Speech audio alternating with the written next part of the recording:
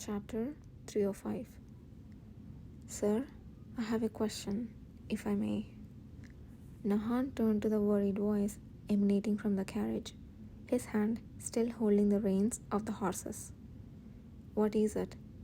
If Gale and Doyle decide to stay here next time, will you really let them do as they wish? I made a promise, so I guess I have to. But the words of Hosanna, seemingly about to continue, did not follow for quite a while. Nahan exhaled softly through his nose, gripping the reins a bit tighter, and casually opened his mouth. If you have something to say it directly, Hosanna. You think I have left them there for another reason, don't you? No, that's not what Actually, you're right. I want Gale and Doyle to learn more about the cavalry. For a moment, the faint sound of Hosanna swallowing his breath could be heard. You don't mean to oppose the cavalry, do you? No, even if they belong to somewhere else, the cavalry members are still our brothers and sisters. There is no reason to oppose them. But that also doesn't mean we should continue to ignore them completely. Nahan's pale, lifeless eyes scanned over the Imperial Knights passing by in the distance. None of them seemed to find this ordinary wagon unusual, but in Nahan's gaze, a limitless cold emotion filled him as he watched them. They are tracking us, so we need to know about them too. But the sage said, to eliminate internal threats, sometimes you have to deceive even your own hands and feet. His emotionless voice was so cold that Hosanna involuntarily shivered. I have heard a lot of people saying that you're not listening to the sage these days, and I am worried about what might happen if this issue is added to that. Hosanna. At the low call, Hosanna's body flinched. My belief has not changed since the day the Star of Nagran was created.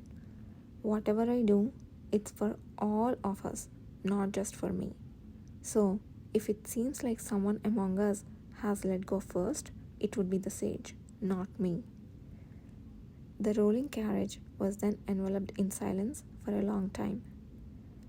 So, after your trip to the west, are you planning to go back to Gale and Doyle? Yes. Nahan responded briefly as he slipped out into a side road where the knights were coming and going. Honestly, I don't think there's a need for such a divide over the issue of moving our base. But if we don't resolve the problem now, all of our brothers and sisters will continue to be confused. If the cavalry is there, the cavalry member we met before might be there too. Please be careful. Nahan immediately recognized the cavalry member that Hosanna was talking about. A surge of interest bubbled up as he recalled the black-haired cavalry member whom they had encountered by rare chance several times. All right. Yudhir, did you hear? It seems the mages have finally found something that might heal you.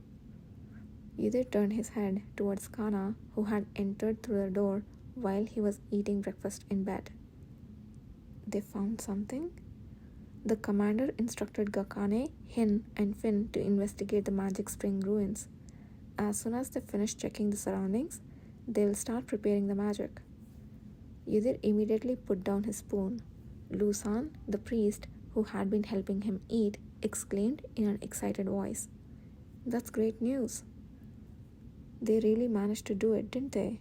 Disassembled that enormous monster carcass and dragged it all the way here, and after all sorts of struggles. That's what I'm saying. I'm astonished myself. We have finally found the real answer this time, haven't we? Kana and Lusan chatted away happily for quite a while. Yudhir heard their conversation, but hardly any of it really registered in his mind. Did they really find a way to remove the traces of the amplification circle? Just as Kishiar had hoped for, they had indeed found the answer before the second dispatch team arrived. His determination was remarkable, yet it didn't seem quite real. Lost in his tangled, trailing thoughts, he realized a bit later than usual that the two had left and someone else had entered. "What are you thinking so deeply?" With a cool and pleasant scent, Kishiar sat down next to him, reaching out to gently touch his forehead and cheek, feeling for a fever as he often did. "You're burning up. We need to put a damp cloth on you." "Commander, is it true that you have found a way to remove the traces of the amplification circle?" As he asked his question, he sensed a pause in Kishiar's movement beside him. "Did you hear it from Kana?" "Yes, that's true." A cold, wet towel was placed on neither's forehead. "We plan to execute the dispelling magic by tomorrow evening if all goes well." "What should I do then?" "What should you do?" Kishiar, holding the wet towel, let out a short laugh as though he said something amusing. "Of course, the subject himself doesn't need to do anything. The mages and I will take care of the preparations." "I have also heard that you have ordered the inspection of the magic spring ruins." "From the time we have spent examining the spring, we have concluded that using its magic power wouldn't pose much risk. I intend to borrow from it instead of using my own magic power." After a moment of hesitation, Ydir quietly opened his mouth. "The mages, they probably wouldn't like that." "If they don't like it, what can they do? As long as the person I care about likes me, that's enough." Everything else seemed superfluous. He felt an unusually warm and bright emotion emanating from the man who muttered to himself, took Ydir's hand. He must have been pleased, having finally found an answer, even if it might not seem like it. And besides, this was originally an idea proposed by the Western Mage Union leader. The only change is that the caster has switched from him to me, so they shouldn't have any complaints. That's a relief then. If Kishiar wasn't directly using his own magic power, it shouldn't put too much strain on his body. The thought of tampering with the magic spring was a bit worrying, but he supposed that would be considered by those who were more knowledgeable about magic, so he decided not to worry too much. It was as if Kishiar had noticed Ydir's thoughts because he mentioned something similar. From their perspective, this situation isn't necessarily all bad. The casting of this magic might even provide an opportunity to understand the growth power of the Great Serene Forest that had long been kept secret. What did the dispelling magic have to do with the growth power of the Great Serene Forest? After a moment of silence, a possible answer popped into Ydir's mind. "Do you believe there's a connection between the growth power of the Great Serene Forest and the magic spring?" "It's a hypothesis for now, but yes." As the elegant voice explained a few things that it had discovered while observing the magic spring, Ydir momentarily lost his senses. He thought he only drifted off like this when he saw Kishiar's face directly, but nowadays he often found himself dazed even just by hearing his voice. His entire senses were immediately drawn towards Kishiar, with only the voice coming through his ears and the touch on his skin. The bias was so extreme that it was hard to notice anything else. And also the fact that the strange crack no longer appears. I think maybe when the magic power gathered inside the spring fails to maintain a certain balance, problems like this occur. His consciousness, which was floating intoxicated by the warm, pleasant voice, barely regained its footing at the mention of the crack. "A crack? Are you saying?" "Yes. Didn't that crack look almost identical in the shape to the ones that appear when monsters spawn? Of course, It was a little bigger and remained in place for a longer time, though. Yes, old scriptures, including scripture of the sun god, often refer to the crack that appears when monsters spawn as a bad omen, indicating the balance of the world is being disrupted. Magic is also one of the forces that maintain the balance of the world. So, if it is disrupted, it could very well cause the problems. Balance of the world.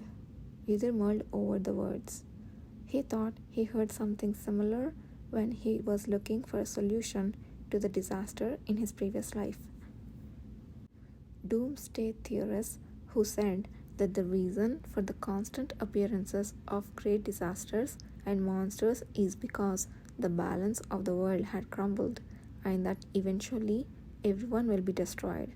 They often said things like that. The spell I will cast tomorrow requires an immense amount of magic power.